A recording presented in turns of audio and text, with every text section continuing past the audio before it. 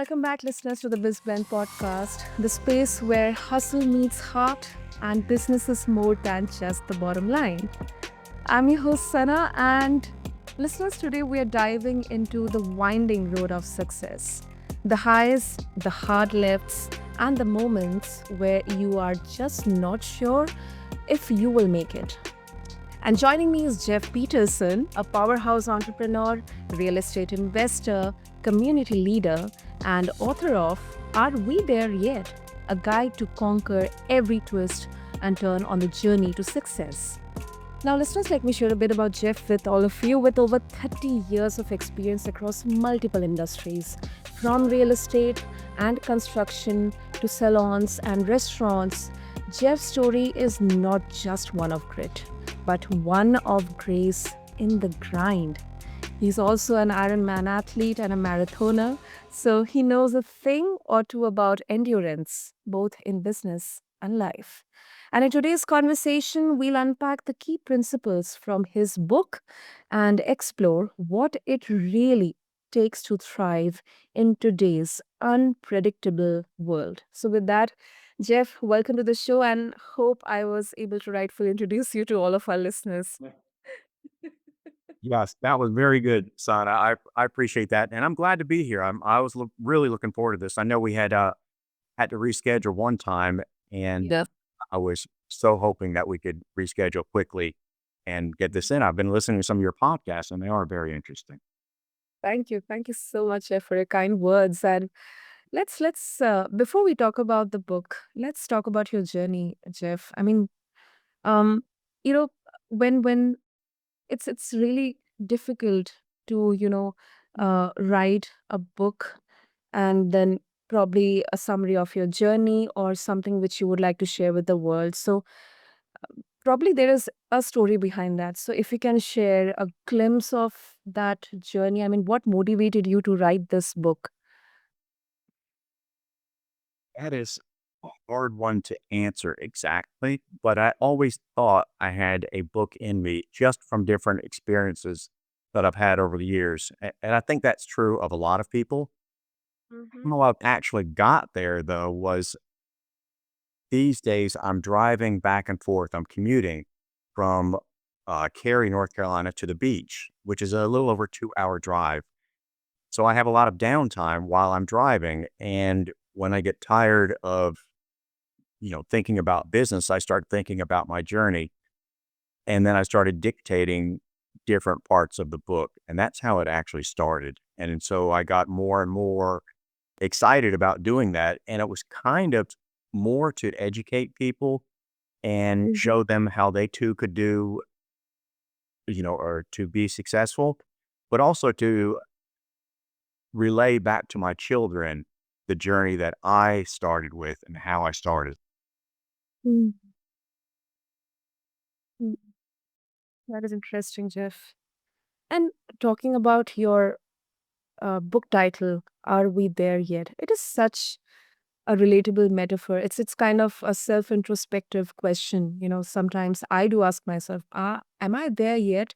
Or do I even know what exactly am I looking for? Something like that. So what inspired this concept, and how does it reflect the entrepreneurial mindset you have cultivated over your journey across so many industries? Thank you. It really has two meanings. And are we there yet? The first one, and the one that stuck with me when I started the book, I came up with the title immediately. The subtitle was a little bit harder, but I can remember over the years when my children were small, we would drive on a trip. And if the trip was anything over an hour, I was bombarded with questions every 5 minutes. And every one of them said, "Are we there yet? Are we there yet? Are we there yet?" So that kind of led me to say, this is what I want the title of the book to be. But of course, the metaphor would be, are we there yet on our journey in business and life and family? Wow, that is so relatable because uh I mean I used to ask this question every time to my father, whenever he used Yes. to, for a journey 6 hours long, 12 hours long. I used to bombard my dad with questions. how much more time is going to take? Are we there? Had we reached? Have we reached? And he used to just tell me, okay, just go to your mom. I don't want to answer your questions. So that is really, really wonderful, Jeff. Okay. So let's talk about your entrepreneurial journey. I mean, so many sectors, constructions, salons, real estate, um, athlete. I mean, that is really, really impressive, Jeff. So, um, what exactly? I mean, did you did you have this in mind from the beginning that you would diversify in so many sectors, or it just happened with the flow? I mean, what do you think is kind of the success mantra here? I think with me, it was more a journey of opportunity. So that being said, I never, went started out to open an upholstery shop or open a salon or go into the restaurant business. It was Mhm. more, it came along and I felt like I could do it and it fit with what I was doing at the time. My real passion, of course, has always been real estate. So anything that I do with my businesses, I also have to control the real estate. So they go hand in hand in that I just don't do real estate, but I will Mhm. never do a business without also controlling the real estate. Hmm. Wow. So how do you manage all of them together? I mean, I'm very sure you must have a wonderful team out there who is, managing everything for you, or is it other Yes, thing? I have a great team, and let me tell you, that's a big focus of my book is working with family members. So right now, as of today, 4 of my 5 children actually work in the business in various sectors. So they either work for me or have worked for me, or they're partners in the different businesses.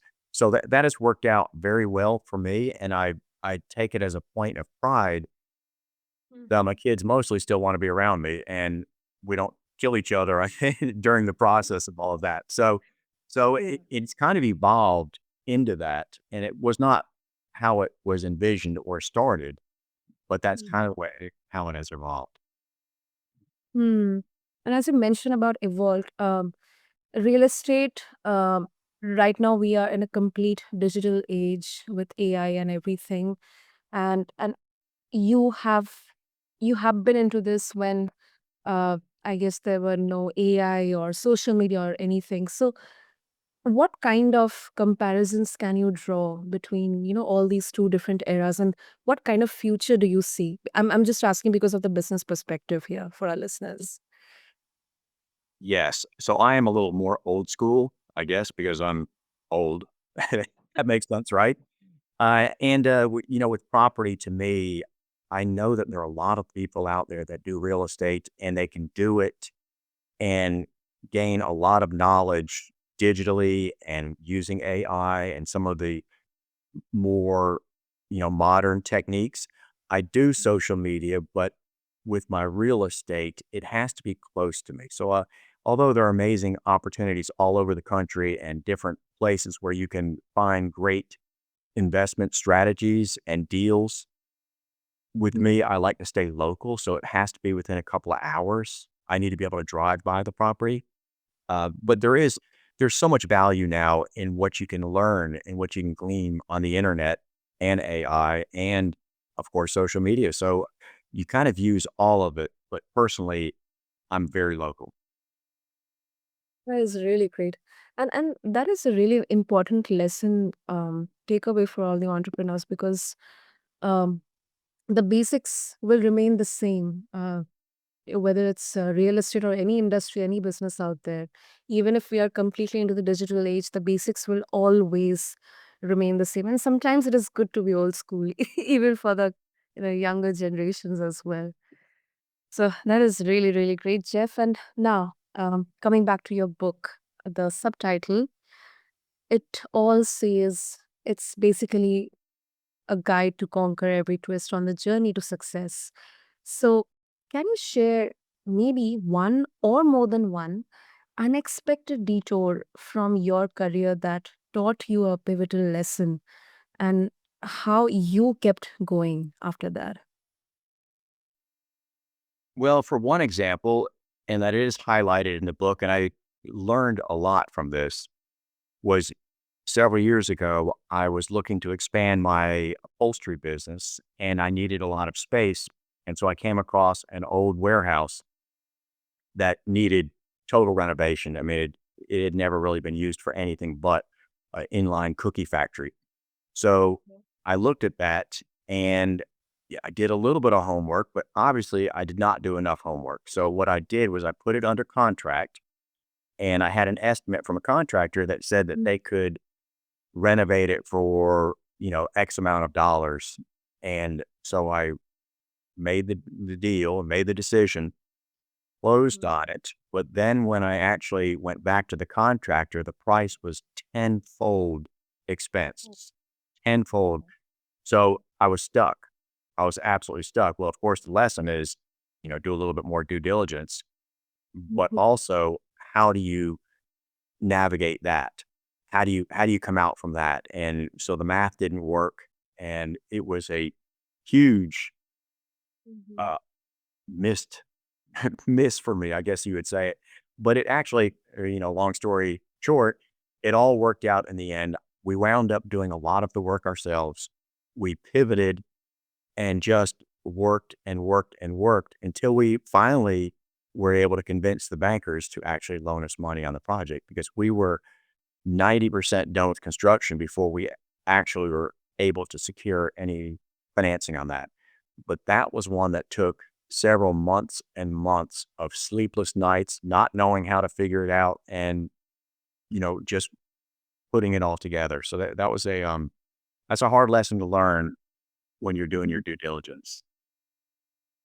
Yeah, that's really, really a great advice, especially for those whose big ideas sometimes you're being met with doubt or probably closed doors right now. So thanks for sharing that, Jeff. And another very, very interesting aspect of your book is you mentioned about your early childhood experiences. I mean, when family circumstances forced you to help run your parents' struggling to back upholstery shop instead of attending college with your peers. So you kind of transformed that um, pain or kind of that guilt or feel into setting the foundation of your success. So, um, any important lesson that you would like to share with today's entrepreneurs, probably who are missing some of the foundational resilience? I think what I would share is that it's going to be much more difficult than what you can imagine, Mm. but you have to start. And if you analyze all the time, you'll be paralyzed. There's an old saying that says, paralysis by analysis. And sometimes you just have to, and it's very true. Sometimes you just have to jump in and start. So with me, uh, personally, if I had if I had known all that I did not know, I would have never started. And I think that's Mhm. true of most small business people I know. They always come back to say they never knew how much they didn't know, and if they had, they probably wouldn't have started. So you do have to figure it out on the fly for small business anyway, and that's more what my expertise is in starting small businesses. So I think that is it's a great lesson to know that sometimes you just have to begin. Uh, Yeah, yeah, that is great.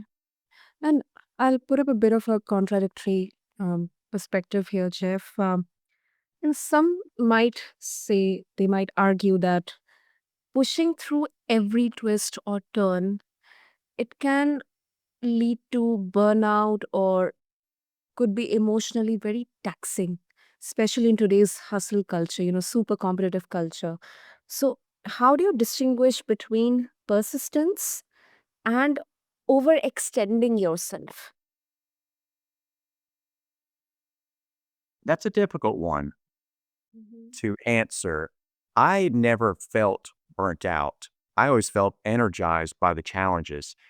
And I think you have to have a big enough challenge in your future that you see an end result that is going to be worth it. So the in the old saying, the juice has to be worth the squeeze, right?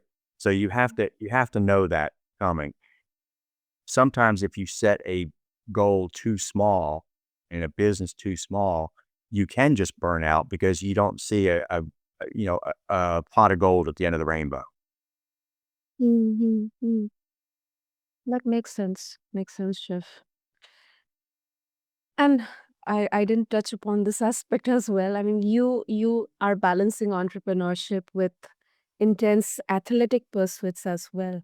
So, um, what kind of lessons or values you are taking away from this experience as an Ironman and a marathon runner in shaping your business resilience? And what lessons from the track can be applied in the boardroom? I actually think they go hand in hand together, especially in the endurance field, which is more what I have experience with athletically. So you have to be able to stay the course. And when things get difficult, like in many races, things get extremely difficult, you have to push through. And I always like to say that, I either have a great race or a great story because sometimes the races just don't go that well. And that's the same with business. I mean, my best stories in business aren't necessarily the ones where I just achieved something fantastic. The best stories are the ones where things went sideways, like the cookie factory, or, there's several others that things didn't quite work the way you wanted them to work, but in the end, they came out. So I think that, athletically for me, it, it helped, it helped with the pressure of running a business because it gave you something else to focus on, but it also went hand in hand. Yeah, I mean, the discipline, consistency. I think because it's not an overnight success, whether it's a workout or it's team building. I guess team building is one of the biggest, um, you know, lessons or a gift which athlete athletic, experience can definitely give. And then that endurance part, as you rightly mentioned. So great, great, Jeff. This has been really, really such an inspiring conversation. So finally, if our listeners would like to get a hold of your book, what's the best place to do that? Well, the only place right now is on Amazon. So you can look it up. Are we there yet? And my author name, Jeffrey Peterson, which is my real name too. So you can look it up on Amazon, and and you can follow it there. It's funny when you say overnight success, which is one of these. And I just want to touch on this. I think it's one of those things that kind of stick with me when people say, "Oh my gosh, you are so lucky. You're so lucky." I was like, "Yeah, it's amazing what you can do when you put your mind to it and work your butt off for the 30 plus years, you can get really lucky too." So I don't think there's too many overnight successes. It takes a lot of hard work and dedication. And the main thing is when you don't feel like it, that's when your Mhm. real progress comes. Everybody can be motivated for a short amount of time, but you have to Yeah. persevere. Absolutely. I couldn't agree more with you, Jeff. Couldn't agree more with you. Because I can draw so many parallels in the podcasting world also. I mean, uh, I mean, from the starting point, running the show and then getting on with the operational part, and then, there are so many things out there. Even if, on the outer side, people will say, oh, it's just a podcast. I mean, you are just talking to guests and releasing the shows. That's it. But the hard work, the discipline, the perseverance behind that, it is I love that. And that's where I don't feel that burnout, as you said in your case as well, Jeff. So No, I can thank I can appreciate that, Sana, because I have a friend that also does a podcast here at the beach in Surf City, and watching the time and the effort that it takes to actually just put together one podcast or just just getting everything set. There's so much more behind the scenes. So I can appreciate the work that you put in on yours because it is not easy. It's not just simple like a lot of people might think. Hmm. Great, great, Jeff. Thank you. Thank you so much for your kind words. And thank you for reminding us that success is not linear. It is definitely a winding path filled with grit, grace, and a lot of growth. And really, thank you. Thank you for bringing this book out and sharing your insights. I guess it's definitely a gift to anyone who's ever asked, am I doing this right? So thank you once again. I appreciate that. And thank you for having me. I really enjoy actually, I think I could use your words better than mine on some the way you phrase uh the way you phrase questions. I was like, yeah, I like that. I wish I had said that that way. But thank you so much. Thank you, Jeff, once again. Thank you. And to all of my listeners out there, go grab Are We There Yet? Take notes and remember that your journey is uniquely yours. And no matter where you are on the map, you're not behind, you're just becoming. So, until then, this is BizBlend, and I'm your host, reminding you to blend the power of business with the beauty of becoming. See you next time, and thank you.